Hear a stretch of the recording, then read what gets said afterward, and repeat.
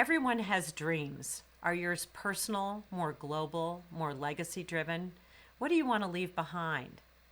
Have you ever watched a child, or maybe even adult, who has a moment of awe or clarity where their personal light bulb goes on and forever cannot be extinguished? Like maybe the first time that child experienced stringing together words in a book and gets the meaning behind that very sentence that they just read aloud. Or even the first time you rode a bike without training wheels. These moments of development capitalize on our openness for learning and deliver not just a newness, but an appreciation for what's possible. I honestly get excited just thinking about this. In my world, sometimes, and that's more from a psychological framework, it's a moment of connection with another person.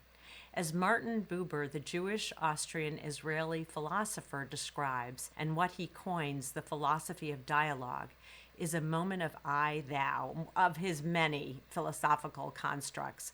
But this is really a deeper interaction between two people, open in some way to divine intervention that encourages deeper connection, a sort of awakening of understanding by being totally present in that moment until it's broken, and then we're back into our more typical engagement with one another as well as the objects in our world, basically our everyday lives. But these moments just happen. We can create the circumstances by welcoming them and being open organically, but we can't orchestrate them. It just happens. What moves you or drives you to being present, to welcome moments of awe and connection, these I-thou moments, and maybe even drives you to action? Welcome to Small and Gutsy, our podcast featuring nonprofits and social impact organizations under $10 million. My name is Dr. Laura Witkoff, and I'm excited and proud to be your host. We hope you'll love the stories as much as we do, and perhaps you will find needed services, a job, volunteer, invest in, or donate.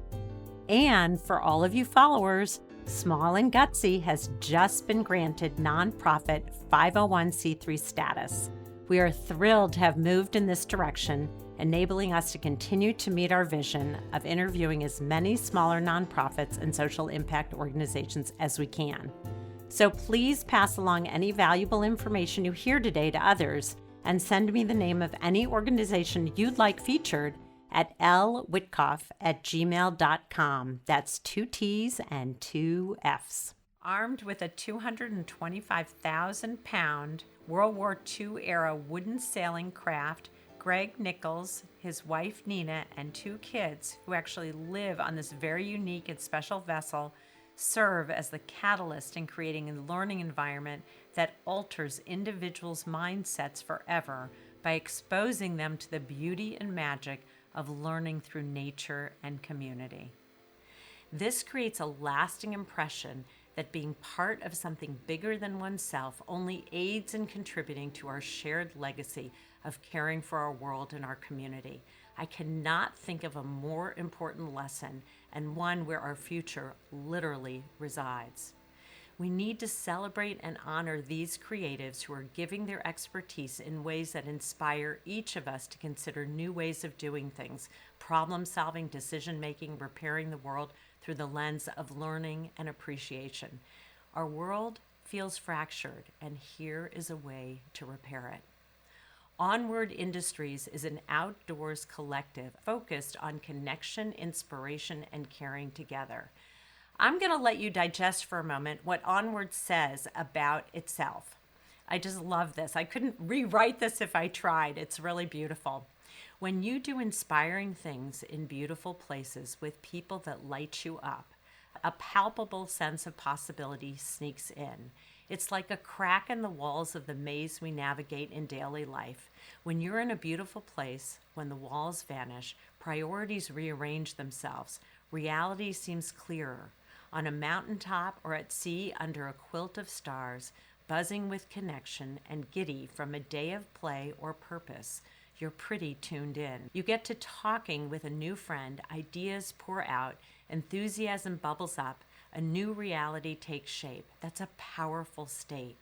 Onward Industries are the big believers in storytelling and immersion as the foundation of powerful educational experiences. They use professional storytellers, inspirational scientists, and all the resources at their disposal to offer hands-on immersive experiences for children utilizing ocean-based educational programming with top scientists, pirate experts. Yes, I did say pirate. You'll learn about that in a minute. And storytellers and adventurers. Their mission is to craft moving experiences in natural settings that create connection, inspiration, community. They bring people together and encourage them to care together. Coupled with their mission is their vision, which is to connect positive, creative people from a variety of backgrounds through immersive outdoor experiences, hands-on education, and innovative projects to spark inspiration and create community. Onward Industries is a 501c3 nonprofit started by a group of creative, kind people with strong connections to Southern California who love doing things outdoors. Many of them work in professions that are creative or entrepreneurial, and they instinctively understand that the outdoors nurtures caring and connections. My amazing guest today is Greg Nichols, Executive Director, who lives on this World War II era wooden boat with his quasi-civilized family. I'm taking this from his bio, so these are not my words, but I love them. He's a writer, USCG 100-ton master, which he will tell you all about, and co-founder of the media company Truly Adventurous. I think that fits him really well. He clearly loves the outdoors and is driven to make a difference. Anything but a motley crew, and I'm not talking about the band. The folks on and at Onward are dedicated professionals who bring their expertise to open minds and hearts to real ideas that can literally save the world. Bravo. I am so excited to welcome Greg Nichols to the Small and Gutsy family. So I'm so happy you're here. Let's get started. Thank you so much for having me, Laura. Wow, what a cool intro. That was so great. And yeah, you nailed it. Setting the table for these experiences, right? That are transformative and that take us outside the box. That's really what Onward is all about. That's what we do. What led us to this really was having those experiences organically with friends and seeing how incredible they were and how much they stay with you. In particular, I was on a backpacking trip in the High Sierra with a bunch of friends from a variety of backgrounds, but a lot of media folks. I come out of a journalism background. And, just over these, I forget what it was, 4 or 5 days, something melts away. And in that space, something else begins to just incubate this connection to those people you're with. People started ideating new projects that then led them to new careers. People connected and started collaborating, post-trip because of that trip. Others came away with just a more kind of grounded, peaceful sense of their priorities, of what was important to them, to their families. And it was so powerful. And so the question became okay, we can't bottle this, right? You can't force someone to have those experiences, but you can sure as heck set the table for them. So how can we do that? I love the premise of being able to create that environment, or as you say, set the table, and then organically, even though there's a structure, organically it emerges. I also love that you do it both for kids and adults. I know you have an awesome kiddo, and these experiences you have when the adults are jiving and meshing and doing something really kind of nutritive and wonderful, and so are the kids. And it's not this kind of weird bifurcated thing where the adults are milling around while the kids are having an awesome experience, or the kids are bouncing off the walls while the adults are trying to kind of focus in on something. But it's holistic and organic. Most of our stuff is separated in some way because just from a format perspective, we're really trying to figure this out. But yeah, absolutely. We've got, for example, a camp out coming up where we rented out an entire campground in Big Bear. And so it's a whole family and friends thing. And we're going to have 75 people in this beautiful campground. And we're going to do all kinds of cool stuff that is kids and adults. I've got 2 little kiddos, like you mentioned. And those are the most powerful moments for me, where I get to play with them without it feeling like I'm one step removed from the play. I am now playing with my kid to be a good dad, but actually playing with the kids and having fun, and they're playing with me and teaching me. And, those are the experiences. That's what we're going for. it's not a separated thing. It's not you're dropping a kid off or you're observing them. You're in it with them. And so you're learning from them at the same time. And what you referred to is I did bring one of my kids to your pizza party on the boat. That was really an introduction to me. And I was so privileged to be able to attend. And it was really, your boat is amazing, by the way. And I love that you do land and sea. It's not isolated one or the other, because I think those experiences can vary depending upon the number of people. You can have 75 people at Big Bear. You can only have a certain number of people on your boat as you're kind of traversing to either Catalina or just out within the marina. How did that then lead to, okay, I'm going to get a boat. I'm going to think about this. I'm going to get a bunch of people together. Like, give me a little bit of that piece, and then we'll go into the program opportunities. I've been incubating kind of this idea of a nonprofit and then talking to a lot of people and getting buy-in and, and refining the idea. And around the same time, my wife and I, whose name is Nina, and we have two little kiddos, we lived on a 42-foot sailing catch in the marina. We've done that. At the time, we had done that for about 5 years. So my youngest daughter was born into that situation. That was the first home she knew. And a 42-foot boat for a 4-person family, if you're sailing around, if you're cruising, then it's great. Like, you could do that indefinitely. You're seeing the world. That's your backyard. But we're moored. We used the boat all the time, but we're moored in Marina del Rey in Los Angeles. So we had like soccer practice and cleats and like backpacks and like the kids go to school. Like, so all of those like straddling the real world things. So we were totally like running out of space. We're like, what is the next option? Yeah. And from the very beginning of the conversation, I was like, bigger boat, bigger boat, bigger boat, bigger boat, bigger boat. And, naturally the eye roll from Nina, my wife, who's very adventurous and and likes to play the role sometimes of doing the eye roll, but is so gung ho about these things too. So that was the last idea standing, is the long and short of it. We found this beautiful boat up in Alaska. It had been serving a marine electrician, doing big hydroelectric and marina installs in the remote villages in Juneau up there. The boat was built in the UK and it had this incredible sort of storied existence. It's huge. It's an 87-foot, 225,000 pound, like you said correctly, boat. And it's made of wood, which is this whole huge endeavor. It's got this big semi-truck engine in it. It's like got a huge old gaff rig, sails, just like a totally new endeavor for us. And those two ideas, or that the kind of need of another situation, a pivot, and the idea for the nonprofit just kind of clicked together, for better or worse, because we were just then like bringing a boat down from Alaska and sailing it down with the family and all the things that need to happen to make this work. That was the path. It was a way that brought your family closely together. And I had the great privilege at the pizza gathering that you hosted, to see the boat, which is stunning. It is absolutely stunning. And I also wonder if it sort of forces you, like the tiny home movement a little bit, if it forces you to say, what is really valuable to me, when you may have to store things somewhere else with parents or other people who maybe have homes, but it's really what is very valuable, what can I take with me? And you're mobile to an extent. I mean, it's big, so you're mobile in a big way.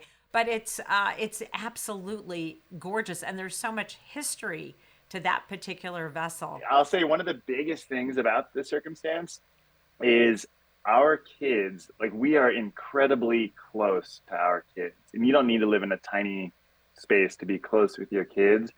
But there really is this, like, we are just like, we know each other's stuff. Like, we are up in each other's business.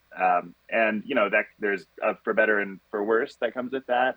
But at the end of the day, there's a real genuine closeness that I've so appreciated from the whole experience, especially as the kids who are 5 and 8 now. They're starting to become little humans that have their own lives and their own interests, and it's cool to be kind of part of those in a really visceral way. I think what's beautiful about what you're sharing is, because you're in close quarters and you know each other, and I love that you said, for better or for worse, everybody has their own personality, people develop at different rates, so on and so forth.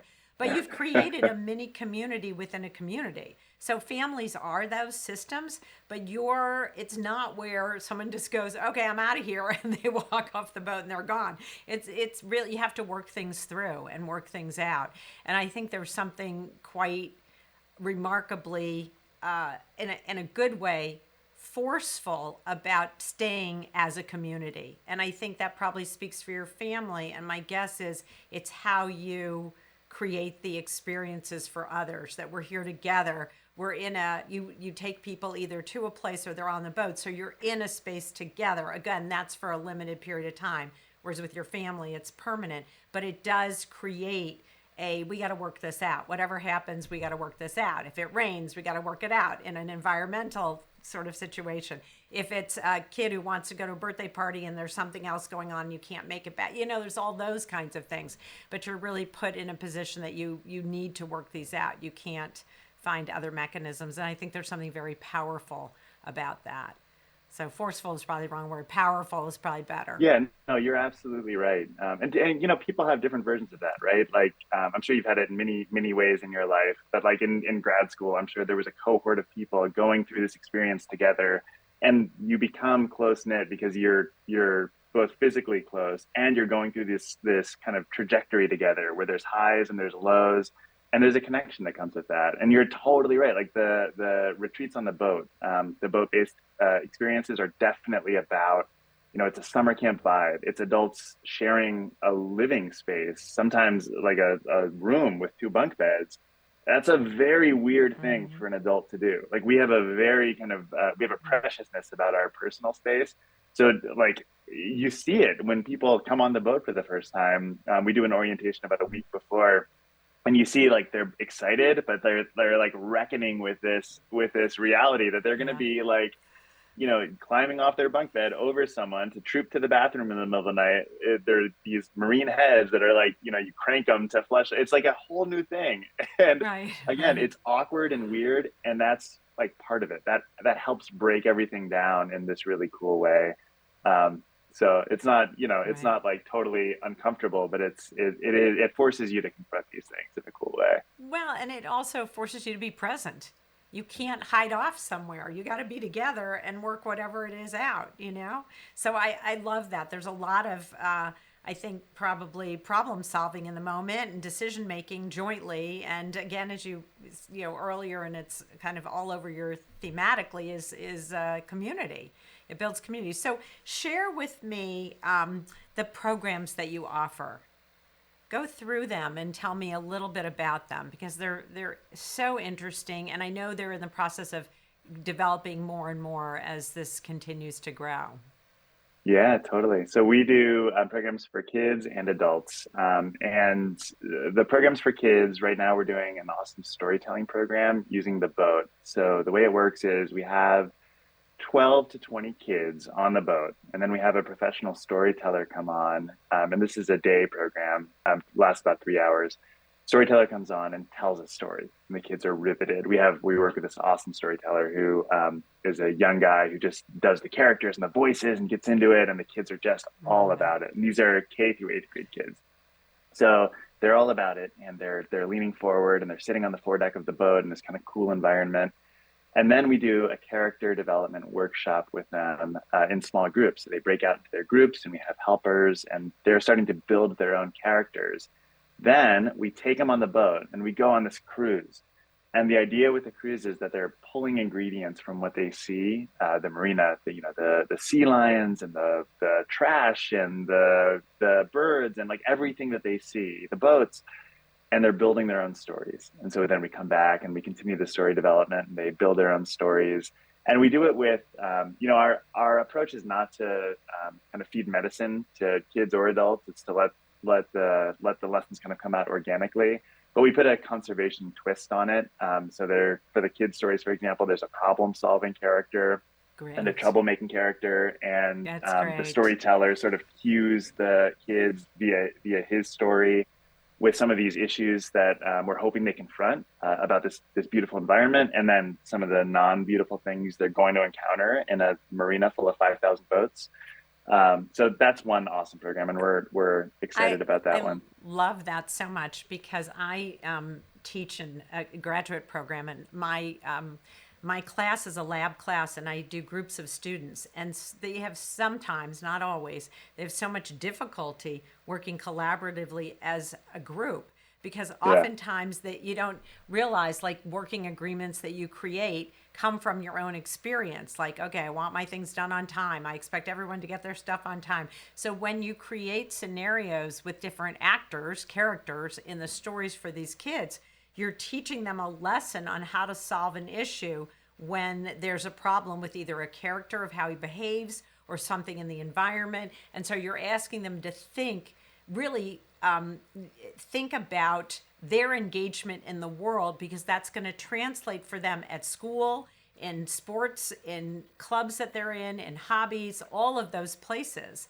And I get them much later on when maybe they haven't had those experiences of thinking through. And so they've had to put their armor on and fight for what they want rather than really think about all of the different roles people play and how you begin to manage them in an impactful way where you get to a great product at the end. They get there eventually, but it's interesting. I think K through 8, I think this should be a required class at every Oh, totally. school. I Don't you think? totally agree. I I think totally so. agree. Yeah. And they're situated in an environment. It's not screen based. It's collaborative. Like those are just really crucial ingredients. We talked about like setting the table. Like those are important ingredients. And having a kid Yeah. planted in front of a screen is just never going to get there in terms of the collaboration, the creativity. Exactly. No, it's Yeah, passive. totally right. Yeah. When you do K through 8, do you have them together, or do you separate out by grades, or do you just put them all together? We do loose cohorts. So usually we'll do one group of kids that skews younger, and then we'll have the next group of kids that skews older in a cohort. It works better. Yeah. But, we've actually found, because there's kind of an imperfection to how that works out scheduling wise, some kids can't come to one or can't come to the other. Right. We've found there's a lot of value in having the mix because, like, adults don't give kids much credit, and kids are really dynamic Right. and incredible. And Yeah. seeing, an eighth Yeah. grader kind of take care of their little cohort of first graders Yeah. is so cool. There's like It's really cool. and it's a really Yeah. powerful experience to witness. I agree. I don't think we give kids enough credit for their ability to mentor, but also for them to be open to maybe a first grader's idea. Hmm. Like, it works both ways, but the mentoring and the relationship build can be so beautiful across that span. So I think it's remarkable, and there's a lot of learning that can be had from that. So it's great. So that's one program. Yeah. So that's one program. So for adults, for example, we have ongoing retreats. We have one coming up that is geared toward creative refresh. So we have this incredible artist and teacher who does different practices in meditation and mindfulness, and has a deep experience with art as a teacher and as a practitioner. And so these are small group. These are 6 to 8 people. Right. This one is boat based, and it's a 4-day, 3-night overnight in Catalina, where it's summer camp vibes. We get silly. We have incredible prompts throughout the day. We have exercises. We're painting. We're doing all kinds of fun stuff. We're hiking. So it's a real interaction with the environment. It's close interaction with each other. And these are strangers. These are people who have never met one another. And what comes out of that crucible, these 4 days, not crucible in the sense that it's intense or pressurized, just you're sharing space with people, you're cooking together, you're doing dishes together. It's very interactive and experiential, is this bond, like a real closeness. We have another one coming up that's a field trip for adults. So we have a marine biologist who, again, in Catalina, this is another boat-based one, is taking people to Catalina. And we're going to do this kind of deep scientific immersion in this incredible ecosystem. The Channel Islands, of which Catalina is a part, are totally unique in the world. There are many endemic species. It is just a really incredible space, but both breathtakingly beautiful and ecologically important. And to have someone who can serve as a guide is just a real privilege and a really cool experience. So it's one where we're definitely going to get our hands dirty. We're going to get wet. We're going to just have a ton of fun. So that's another example. And that's a good example, actually, of the breakdown between how we're using the arts and the sciences, which there's an artificial segregation between those two things as well so often.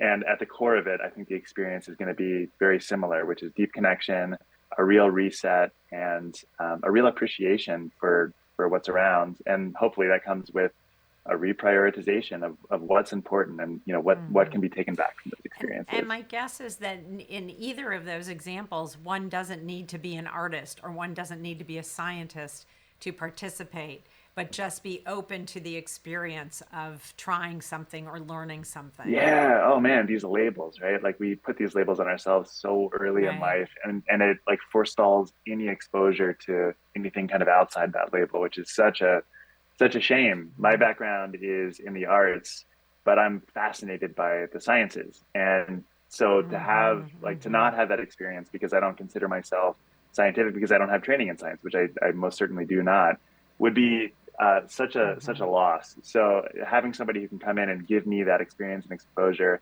and for me to be open to it is again, it's a privilege, and it's enriching. It's cool. It allows me to think of I'm a journalist and a writer by profession. It allows me to bring back from those trips something that I can incorporate into my work in ways that I just absolutely wouldn't have without that exposure, and vice versa. I think the bigger one probably is people not thinking of themselves as creative, and you hear that all the time. Like I'm not creative. I'm not an artist. Yeah, That's someone else. I love that. Like that couldn't be further from the truth. We all create in our own ways. We all do kind of deep work of creation, and to have some time and space to bring that out, to work on that, to Yeah. have somebody look at the ways you create and say, you are creative. You're doing such wonderful things. Try this. And to get silly, to do something you've never done before, to paint, even though I'm not a painter. I have no drawing talent whatsoever. But to take some time to paint is just like, it's goofy and it's fun and it opens a Yeah. window. So my question is, do some of these groups that have gone together and have this incredible experience, do they end up staying together? Do they sometimes come up with an idea and go off and like end up doing it together? Do you have any kind of way to even know that? Yeah, that's a great question. Yeah, and we're really trying to work on that because it's so obvious, right? That like these cohorts come through this experience, there's deep connection, and so like, what's next?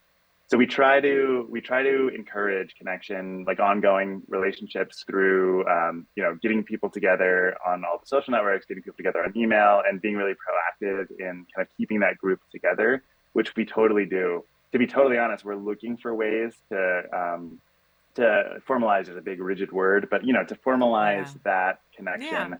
One thing we do, and this goes on with the programming, we do community days where people we open up whatever space that that particular community day falls into. So the boat is a good example, and you came to our most recent one, which is the pizza on the boat. So we had about like 120 people showed up to our community day. The boat was open. We were making pizzas in 2 pizza ovens on board. We had arts and crafts for the kids, like these really cool art I stations that saw. had a marine biology overlap. And then we had touch tanks for Yeah. kids. We had a marine biologist with these, she had stolen from her day job with permission, some urchins, like living urchins, Yeah. and had a tank and a big starfish and kelp. And a huge starfish because the It kids was were huge. all Did you over see it. that thing? I held. I It was was, yeah. It was amazing. She was oh my God, it was the fabulous. biggest Yeah. starfish I've ever Yeah. seen. It I'd was ever huge. seen. Me too. It was huge. And the Yeah. kids It was were the really kids funny. were going crazy for it, and so were the adults, just like you, just Yeah. like me. The Yeah. adults were like, "Oh my Yeah. gosh, that's a big starfish," and Yeah. talking and asking questions. So those community days are both really important for our programming because they're a good example of what I was talking about earlier. That kind of kids and adults being in an experience that's not explicitly for one or the other, but is just kind of wholesome and inclusive of all age ranges. And it's also a great moment for our people to come back, to reconnect, to Yeah. catch up. So that's kind of the formalized way that we do it. Anecdotally, totally, we've got like tons of anecdotal evidence that people are have started and are maintaining friendships long after. One of our recent retreat participants is actually helping us come up with a new retreat. So it's Cool. something that we're trying. Yeah, it's a fellowship program that we're trying where we're offering somebody the opportunity to dream up their dream getaway. and then we help with the logistics and the ground game and help put that together. So we get to use kind of grow our IQ of how to do these things by I using love other it. people's That's awesomeness. cool. So other programs that you offer that you haven't mentioned. Yeah, so right now, all of our kind of energy and enthusiasm is pointed at this Catalina project, and we're incubating our programming for this Catalina project. This is a big capital project that we're undertaking. And Hmm. is this a good time for me to mention this? I Yeah. know I don't want to jump the gun. Sure. Yeah. No. Absolutely. Absolutely. And then you have to talk about pirates. Absolutely, yeah. Pirates are You're a big part of fine. it. Okay. So the project is called Onward Hmm. Oceans. We're Onward Industries, and this Hmm. specific project is Onward Oceans. And we are taking over a 4,800 square foot facility in Catalina. It's the backside of Catalina, so the one not facing Los Angeles and Long Beach, in a place Hmm. called Cat Harbor, which is this beautiful, naturally protected harbor, a great anchorage, this beautiful mooring field. And this facility sticks out on this little spit of land called Ballast Point, which is called Ballast Point because it's actually made of ballast stones from old galleons and trading Oh, ships. wow. And they were taking out the internal ballast before going to the mainland to unload cargo, which is super cool. So there's this Wow. awesome historical Hmm. overlap to this project. And the facility is rustic. So it's like a covered deck, basically, with kitchen prep. There's an old generator there.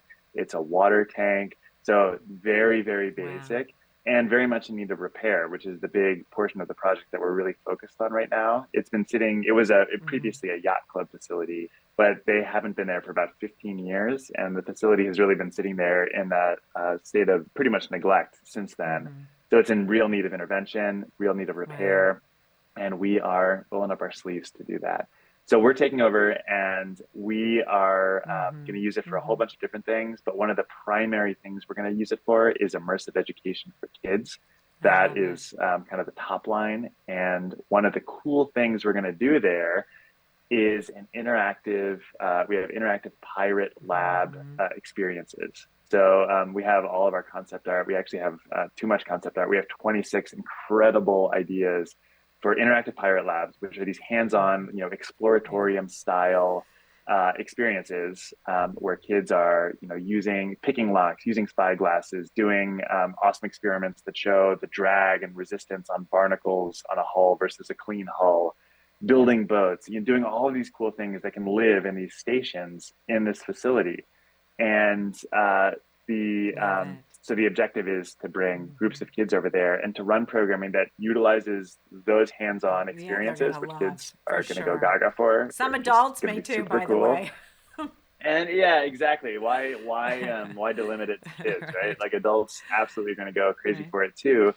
And so using partner organizations as well, there's a lot of organizations that currently bring kids to Catalina. Hmm. So using them to create new programming that uses the space, that uses those hands-on exhibits, Hmm. that uses the awesome resources of the island. Hmm. USC just a short walk away maintains the Wrigley Institute, which is a Hmm. cutting edge marine biology is done there. So there's just awesome work being done on the island, Hmm. using some of the resources from the island and from those organizations to offer incredible programming in the arts and sciences in this incredible space that's just like mind-bogglingly beautiful.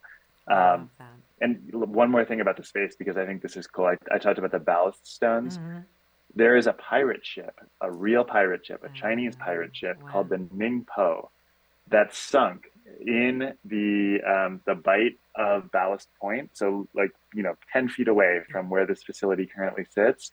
At the time of its sinking, it was the oldest known floating vessel in the world. It was Wow. built in the 1750s and it sunk in the 1930s. And it had this kind of epic life. It was Wow. the scourge of the Pacific for a long time. The British, as they were administering Hong Kong, sent battleships after it to try to capture it. It was captured multiple times and then went back to piracy. And it's sitting right there at the bottom. There's still a bit of wood that is exposed from Wow. the horn timber when the tide is low. And it's just this Wow. really cool coincidence of history and environment and opportunity. And we're just jumping in with both feet to make it happen. You're fairly new in the development of this, right? Is Yeah. it, how many years old are you guys? And I know We you're, are this 2 Catalina thing years is old. hopefully will, that's what I thought. I thought it was pretty young. And then the Catalina thing that's moving forward is going to be operational by this spring or summer. It's going to be operational by the summer of 2025. It's so exciting, and it sounds like maybe there is a little opportunity for a shout out for some fundraising to contribute to this opportunity to have this then more permanent platform at your disposal to be able to use in the way that you're describing. Huge. Oh my gosh. Yes. I love that. And I'm just going to do a shout out for there are check writers, and certainly we want them in the nonprofit space. So anybody who wants to write a little or a big check, I think that's great. And it's not a huge amount of money, which is amazing. And then I think there are folks who want to volunteer their time, roll up their sleeves, don't have the money or can't do a big check. Maybe they'll do a small check, but giving of themselves and their time and then having an experience is huge because they're part of something from the very beginning. And so to be part of something and then take a step back and see what they've helped to create is enormously gratifying. A lot of people in the volunteer space want to roll up their sleeves. And so I think, hopefully you'll get a cohort that continues to do that and develop their own relationship with each other and then bring in new people as time goes on. So I love that. Never underestimate an amazing group of volunteers, and that can keep changing because people come and go. But you'll have, they get to be part of that experience, which is wonderful. And it gets etched in people's DNA when they've been able to do that and participate and have some ownership, as you said. And it's for the betterment of future generations too, which is also really cool. That's what you're doing. Totally. Yeah. And it's tons of fun. Like, why do it if it's not fun? It's all so Right. fun. And that's why we're Right. doing, and that's what we're doing. We get to draw from this really cool Marine community, which is as eclectic and like crazy and wonderful as you can imagine. And so we get to bring together, and we've had this experience so many times now. Someone who's like, I don't know, like the VP of marketing at a major media company, and some like scallywag who's like, just like has been at sea for a long time, and then to see them hit it off in this really cool Yeah. way, like you don't have that mix of people at a cocktail party. Like it's not what you Right. get to enjoy day to day, and it's so cool to bring those elements together and see people start to fire outside of their comfort zone. It's so beautifully said, and it's the one thing, that I'm deviating a tiny bit, so forgive me, but it's one thing in our country that I don't think we do well. In other countries, they have kind of an inscription that you have to do. And I'm not pro-military in this way at all, but I do think if we had 2 years or a year that we could do all kinds of things, serve as EMTs, go in and do voluntary teaching. It could be a whole Mm-hmm. myriad of opportunities. If we had that where people were paid, our government invested in, between high school and college, and that was a requirement like it is in other countries. It's the great equalizer of meaning that you get to be with people whom you potentially didn't have previous exposure to engage with them. And therefore you get to learn about different cultures or learn about different economic, ways that people have survived. And so you don't remain in your bubble. And I think there's something so important about having a larger community that's collective versus individualistic if we're able to do that. And in a microcosmic way, you are creating that through this volunteer opportunity or bringing people together in this way. Even for the programs that you offer outside of Catalina, that also can be an opportunity for people. You mentioned scholarships before, so I imagine for kids, maybe not necessarily for adults, but for kids, there's an opportunity for kids who can't afford a program that you're building a scholarship fund for that as well. Yeah, and for adults too. Yeah, absolutely. Nice. So for kids on the island, the absolute ambition is for all kids programming to be free, to Oh, offer that for free. We're being opportunistic with the first phase after opening by using the existing organizations that are bringing kids over, which is a huge, it lightens our load in terms of logistics and infrastructure needed to make this happen. We can yeah. offer these experiences to kids who are coming over as part of other programming. Then the ambition post that is to broaden it to Right. specifically Title I, LAUSD, and Long Beach Love it. Unified Schools, and grow it from there. For adults, our overnights for adults cost money. We have a scholarship program for those It's who can't great. afford that or aren't in a position to pay that. We also have a really cool community barter program, which Oh, is if you would like to participate in one of our overnights, then but you're not in a position to pay full freight, come to us. Let's figure out some kind of barter system where you bring your awesomeness, some of your skills to what we're doing. It's such a big yeah, help for us because now we've got someone who can do some great kids programming, who maybe is musical in ways that I certainly am not, or others in the organization are not, who can I bring love it. some element to our Hmm. programming and grow that offering. We'd bend over backwards to bring those folks out on one of our trips. Yeah, that's another way people can participate. It really speaks to, not to get too Pollyannish, but it really speaks to your belief in in humanity, in the goodness of people, and what can come of it when we just are kind of working on stuff together. And I think that's something that gets lost too easily, and as you coined it in your on your website, in the day-to-day hustle and bustle. And so to stop and really take that in is remarkable, and it's really a gift. You're a gift, actually.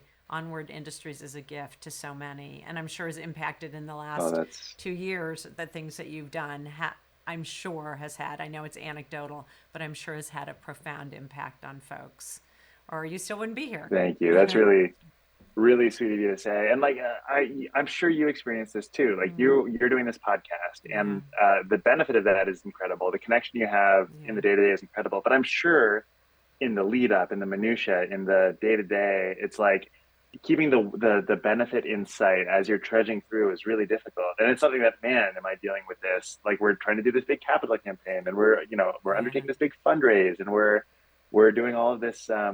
the necessary foundation work and logistics to make all of this happen. And even though the specific goal of all of this is to have these incredible experiences, I find myself lost in the hustle of the day to day, Right. and Well, and beaten down by you have it. a regular And so trying job to too. You have a job on top of it and a because you have to regular job. support yourself. So yeah, so I didn't mean to interrupt, but yeah, you're exactly right. Well, how do you do it?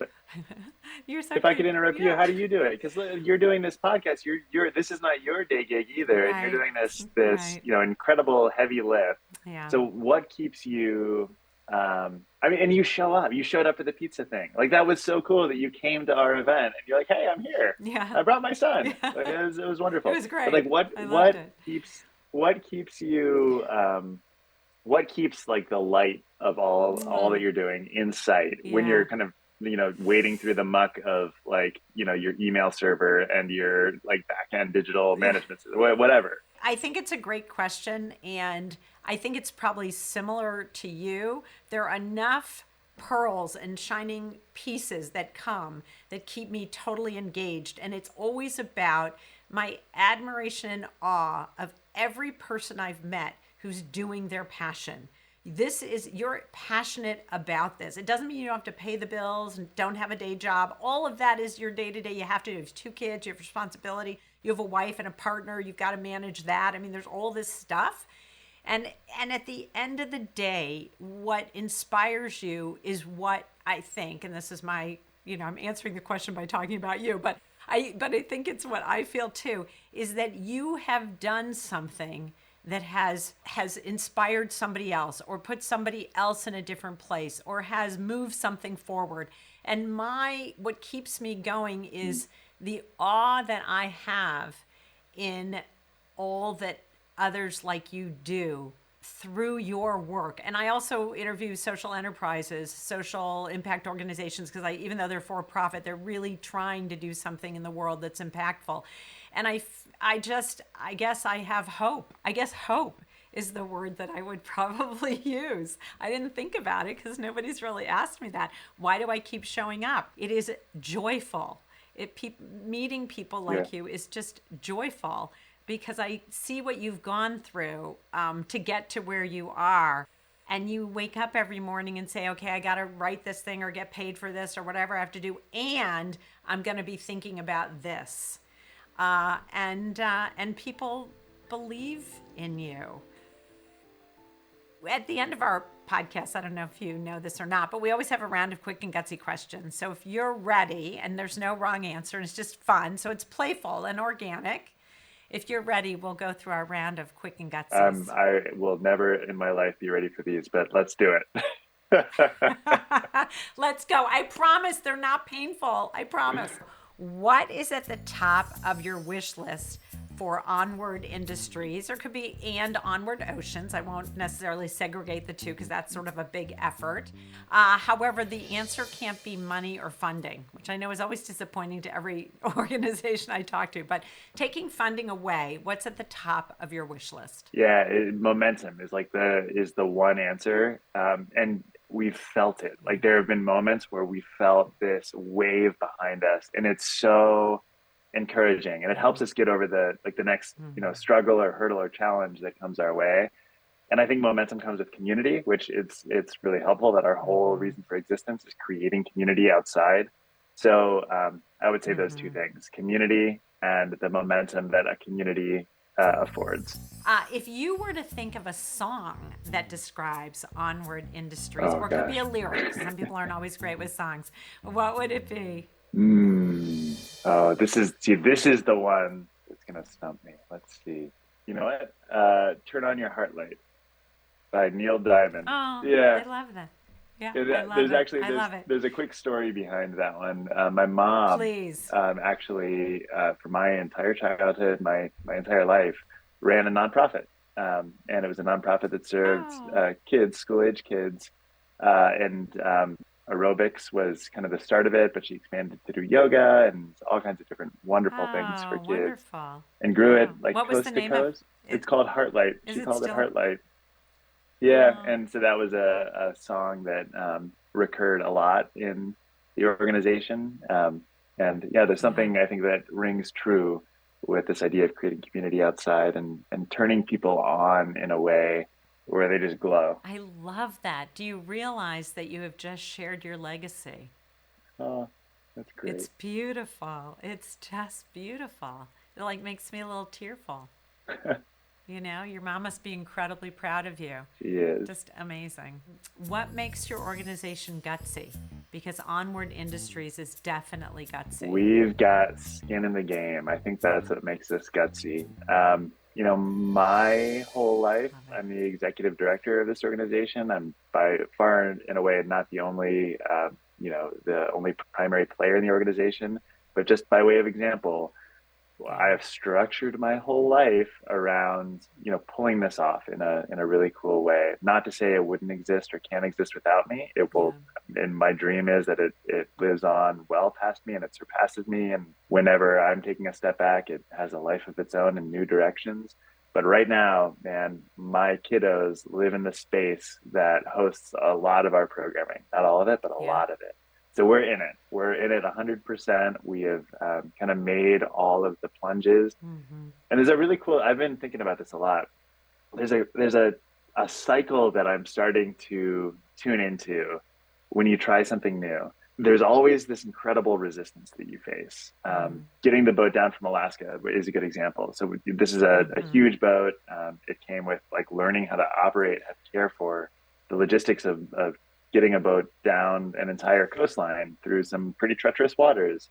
I'm a sailor, so a lot of that was, some of that I knew, but this is a whole new experience. And then, the first year of living with this new vessel where like everything is just this, like it catches you off guard and it's a left hook and you have to respond. There's this cycle that happens when you take on new things where you have to live through that part of it, where it's just kind of pummeling you. And then somehow, and it's subtle, but somehow reality sort of shapes around you. It shapes around the new thing that you've undertaken, and it begins to normalize, and you begin to internalize the rhythms of it, and you begin to anticipate. You begin to, it all just starts to kind of hum. And I think we're gutsy because we are not afraid to jump into those experiences where we get pummeled a little bit. We're about to take over this facility on Catalina, but we're going to make it happen. And talk to us a couple of years from now when we are open and when it's starting to hum and reality is sort of shaped around us. And it's going to be this really cool kind of addition to the world that we're going to be really proud of. What is something that outsiders, or maybe even a few insiders, don't know about Onward Industries? That's a great question. One thing is we started, in calibrating our kind of our orientation and our community and trying to figure out, who this is for and who's going to most benefit. We started with a narrower focus and have organically and in the best ways broadened that. So we actually started with a focus on people specifically in storytelling media. And the reason is, I come out of that background professionally. A lot of people in my network come out of that background.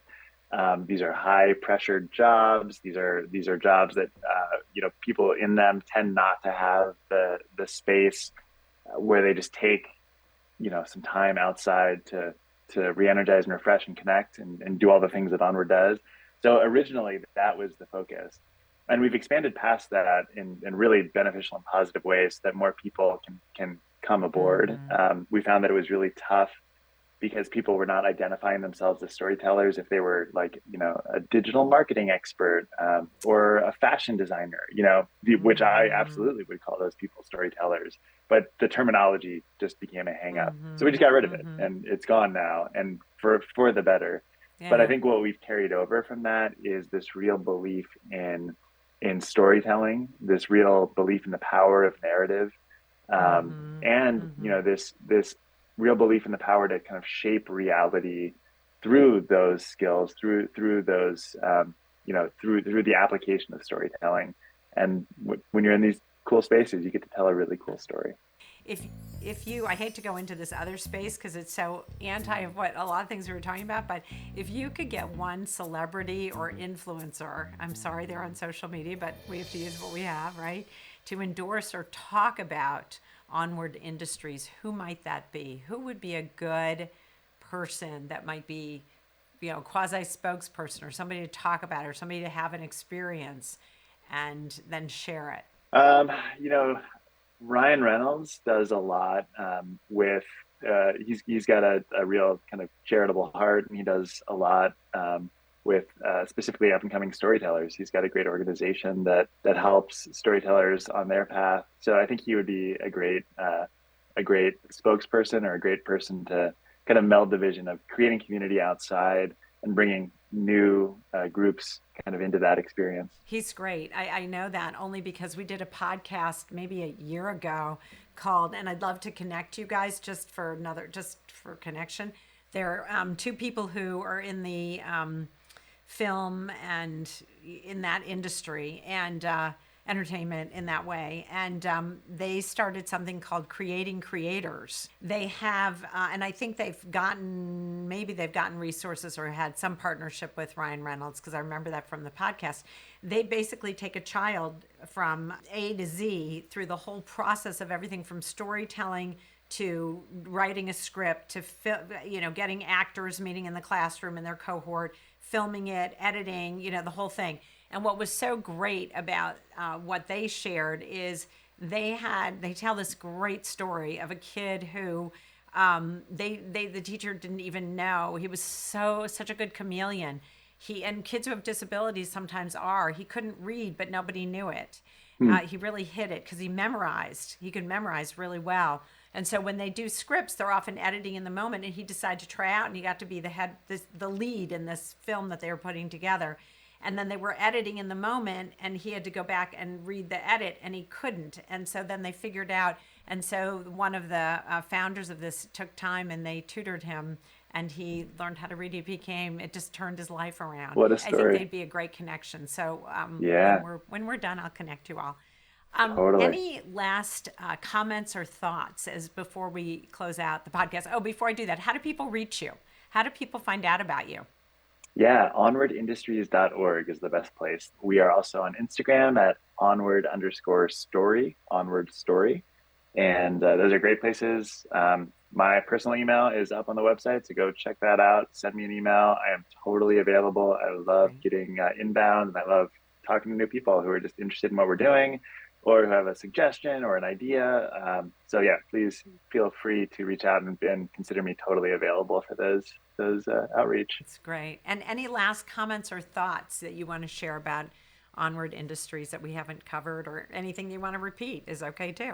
Yeah, the only thing that I would say is, again, this is something that that has crystallized a bit more for me through the process of helping to build Onward, which is take time to do things for their own sake. And I don't mean to get like avuncular or like, get too kind of preachy about this, but the thing that I keep coming back to, because we spend a lot of time kind of analyzing, where the value is in our programming, where the kind of nougaty center of all this is, having these experiences where you're just doing something, oftentimes with other people, for its own sake, and you're just fully in that.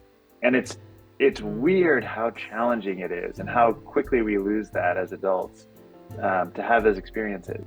But, we talked about painting earlier. I'm not a painter. I'm not a visual artist in any way. But like, when's the last time you sat down and painted something just to do it for its own sake with no other ambition? Yeah. There's no like commercial gain. There's no capitalist scheme. There's nothing that's going to come out of this except the process of doing it. Give yourself that and see what comes out of it, because it's so nutritive and nurturing, and it's just it's something we miss a lot, I think, in our daily lives. I just want to thank you for taking the time with me. You spent a lot of time, and it was really fun and so interesting and engaging, and yeah.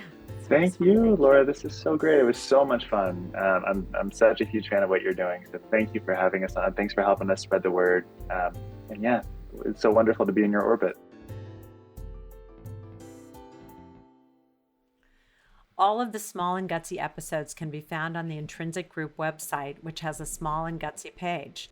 The opinions and viewpoints expressed by our guests are independent and do not reflect the position of Small and Gutsy. Of course, we can't take responsibility outside of our own vetting of the organizations we interview, so before you sign on to support or work for them, we encourage you to do your own due diligence and research them as well. We just want you to learn about the Small and Gutsy nonprofit and social impact organizational sector so they can spread their story and their impactful work. I want to thank my partners in this endeavor, the Intrinsic Group, my brilliant sound engineer and composer, Pavel Franson, my very talented graphic designer, Nate Addy. Please check out their bios on the Intrinsic website. My incredible board of directors, Tracy Brown, John Gatto, Lucy Mello, Serena Rajabian, who believed in me and this project enough so to sign on to support this effort, and all of the folks, friends, and family who have guided and inspired me. And thank you for listening. If you like this podcast, please share it with your friends, give us some stars, and write a review on wherever you listen to podcasts. From small and gutsy to big with impact, I'm Laura Whitkoff. Thanks for listening.